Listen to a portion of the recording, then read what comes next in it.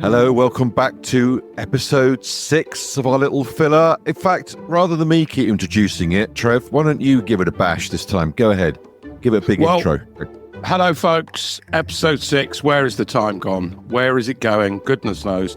Yes, episode 6. And, hot off the heels of our last major episode, which was great. We've had a lot of feedback with our followers on the Stephen Bassett episode. Those of you who've yet to hear it, we would urge you to go back, listen to it. There's a lot of good stuff there.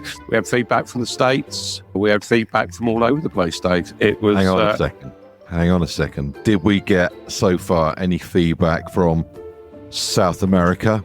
Right, let me update you. I've got some numbers here for you, Dave. Here we go.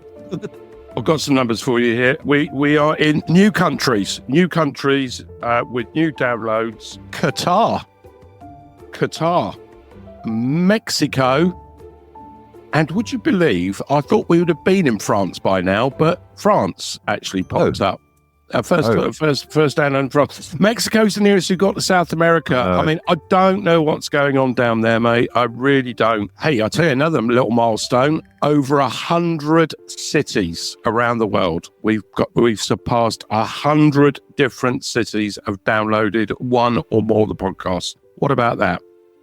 I guess in our little offices where we do these podcasts, in my mind, I'm thinking, who has decided and how someone decided this looks like a good podcast? And I'm sure it is to some people, but to those all around the world, I don't know, they're sat on a sunbed somewhere or, I don't know, restaurant at the top of some mountain. I thought, let's download this. This looks good fun. Who knows? Who knows, my friend? Who knows? Hey, listen, couple of birthdays today. Yeah? Couple of birthdays. Brian May, Queen fame, 77. What? Unbelievable. Here's one you'll like, Dave. This is one of your faves. 48 years old today, Benedict Cumberbatch. Benedict Cumberbatch. I love that name. And they... Folks, that's Dave's tester. Well, before we record, Dave gives us about 15 versions of Benedict Cumberbatch in all sorts of accents and deliveries. Can I just explain why? Is back in the day when I was doing a little bit of drama, a little bit of voiceover stuff, the coach I was working with at the time said, you've got to warm up the mouth, you've got to warm up the larynx. The best exercise to do is to repeat the following as many times as you can. And that was Benedict Cumberbatch. Benedict Cumberbatch. Benedict Cumberbatch. I wish I'd never said it now. And he's off on one. Right, folks, let's get down to Cumberbatch. So Dave, sorry. Right, shut up. Right, listen, we recorded our last episode with Stephen on voting day. Those you did. Got the memory. Yes. We are now over 2 weeks into the new Labour government. Yeah. Still honeymoon fresh. Still lots of work yet to be revealed. And I think I heard one of them say on the TV the other day, well, what do you expect? We haven't been in power 2 weeks yet. But having said that, when we look at UK PLC and in particular our real friends out there in SME world, one of the things I did notice, and this is going to be interesting, it was mentioned in their manifesto, they want to bring in what they're calling the Employment Rights Bill. Now, this is all about, and I'm a little bit concerned in one respect, and I'll explain to you, Dave. This is all about things like equal pay, the end to 0 hour contracts, etc., etc. All good quality stuff. Don't get me wrong. But I've had a look at it and it's all from the employee's point of view. Now, they've got to get the balance of this right if they're going to go ahead with this, because SMEs employing a handful of people, they're already under a deluge of do this, do that, don't do this, do that. We want growth. Of course we want growth. I agree, Trev. And, whenever we get onto the subject of politics, I tend to go a funny colour of green and white and all other colours under the rainbow, because I still don't understand politics. I understand the rationale behind politics, but when you look at the area of work that we have been involved with for so many years, And the reason that we do this podcast, the reason that we've set the guild up, the reason that we're trying to make a signpost for our industry to ensure that ultimately SMEs are aware of the various opportunities and options that are out there to gain access to finance. Having said that, what business is going to want to gain any form of finance if they're struggling in one way, shape or form to keep the door open? And you're right, Dave. I think quite rightly we touch on politics here, but we don't really dwell on it. I don't think that's really our driver or our motivation in any way, shape or form. We're very much about the economy. Of course, politics have an effect on the economy, but really it's the boys and girls in their sheds, in their factories, in their offices, doing what they can, earning a crust and employing people. That is what we're concerned about here. And that's why I've just touched on this little thing about the Employment Rights Bill. I agree. There's a lot of activity has gone on around the circles that we mix in. FSB, for example, have been voicing their opinions on what's happened recently under the new Labour government. One of the things that I'm still not seeing and still not hearing is why on earth aren't the government, and as you said, it's early days, recognising that small businesses are the backbone of our economy, and therefore one of the areas of small businesses, well, SMEs in general, is what we do, is gaining access to finance. That whole process of how businesses gain access to finance is still a problem. As you know, Trevor, I was at a meeting on Wednesday. It was a meeting of business leaders and business owners. And I kid you not, once I'd explained what it is that I do, what it is that the Guild represents, I also mentioned the podcast. The feedback that was given to me, it was exactly what we talk about. It was business owners saying, yes, we don't know where to get finance from. There was one business owner that recently got a facility from Funding Circle. And as you know, they're a well-publicised lender in our marketplace. And just out of curiosity, I asked him, guess where he got the details from? Begins with G, ends in E. The interweb.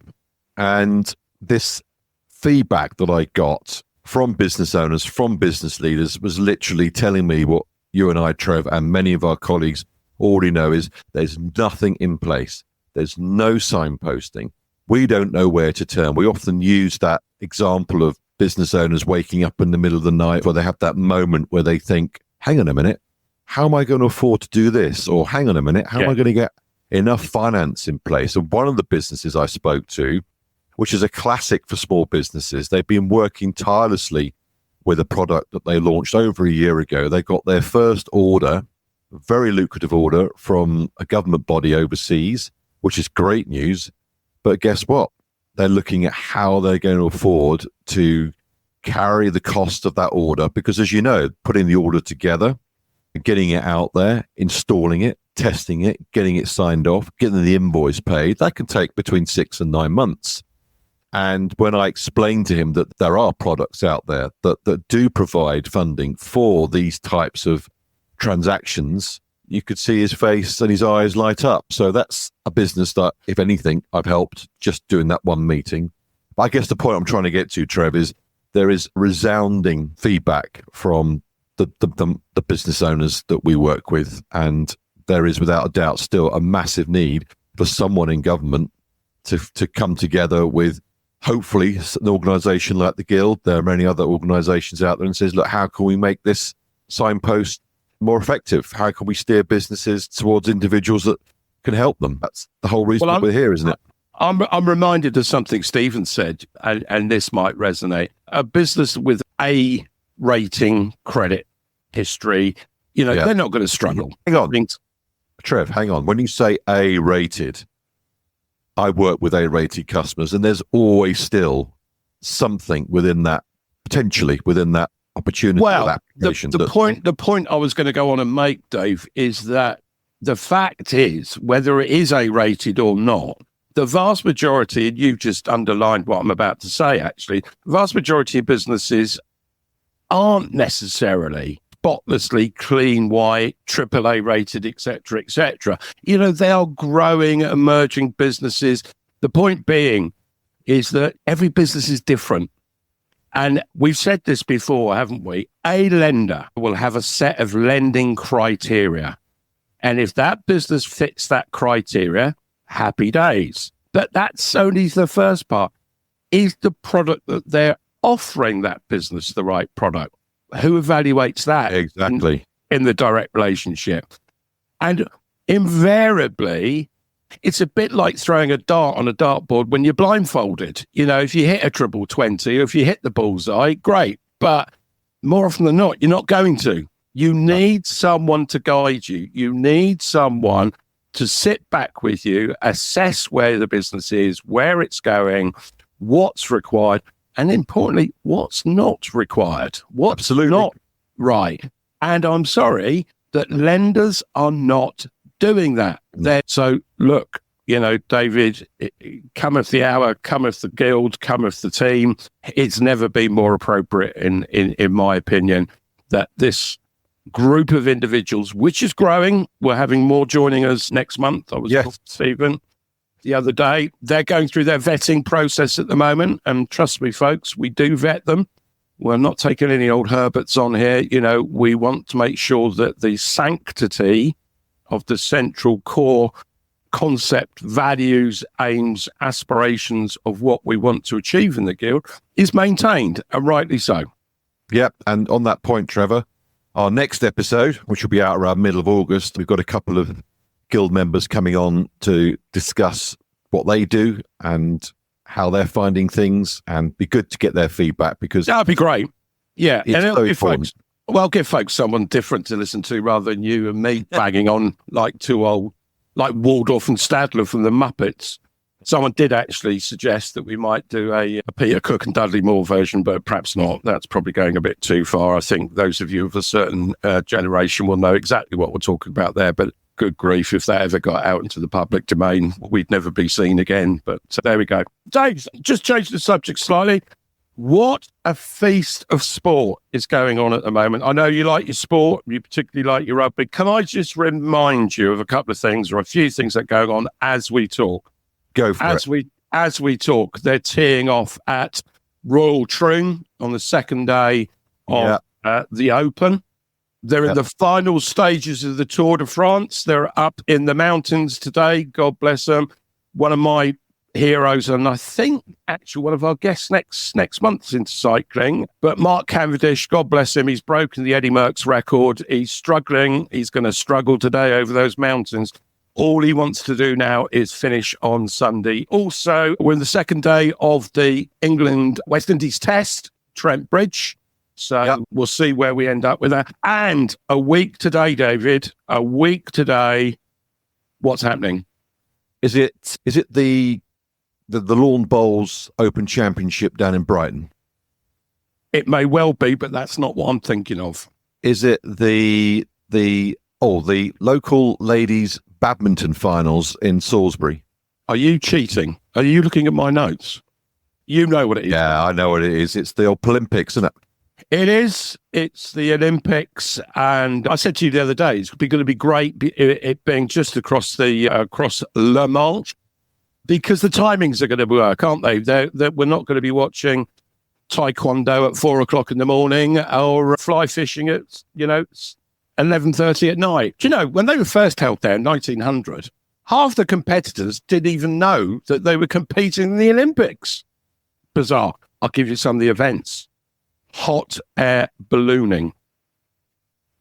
What's that? What? How does that work? I'll tell you something else. Talking of cricket, the first and only ever cricket match in the Olympics.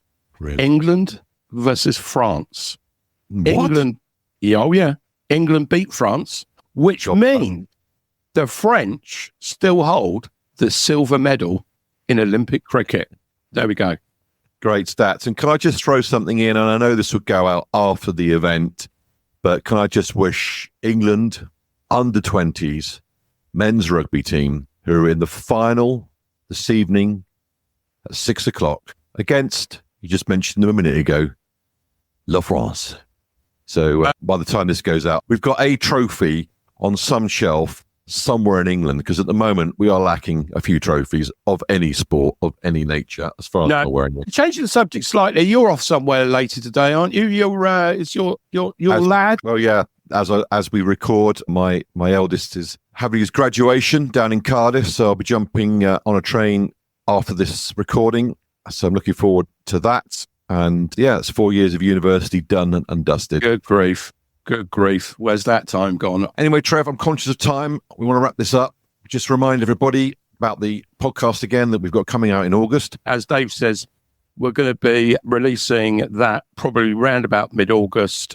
Ian Woodley and Gordon Larson, two good chaps, both founding members of the Guild. I know they'll be speaking passionately about their business and what they do and how they help businesses.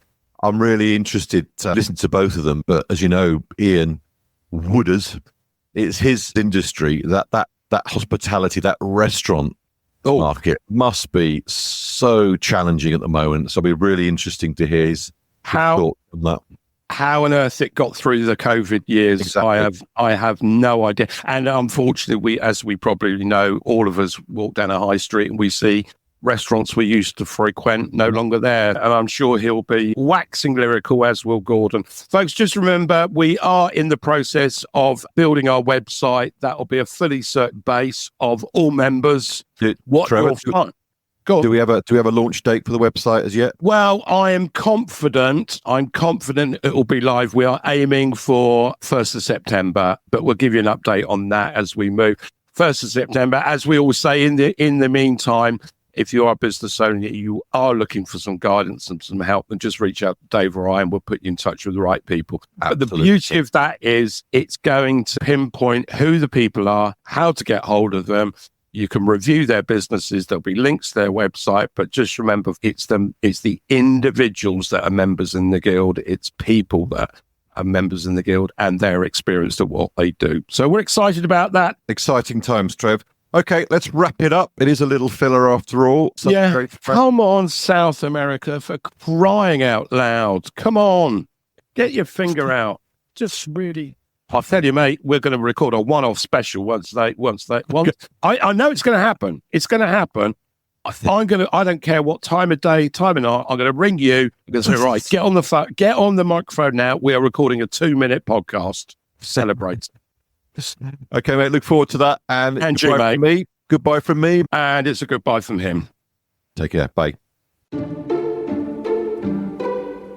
Thank you again for listening to BFM. This episode was sponsored by Number 8 Business Finance. Number 8 are an independent firm that offers an advisory-led service to those business owners that are seeking guidance or wanting access to a wide range of business finance products. If you are interested in sponsoring future episodes, or if you'd like to add your comments to this podcast, then you can contact us via Instagram and Twitter. Just search for Business Finance Matters. We hope you enjoyed this episode. All feedback is welcome. Please subscribe, because this will help the cause.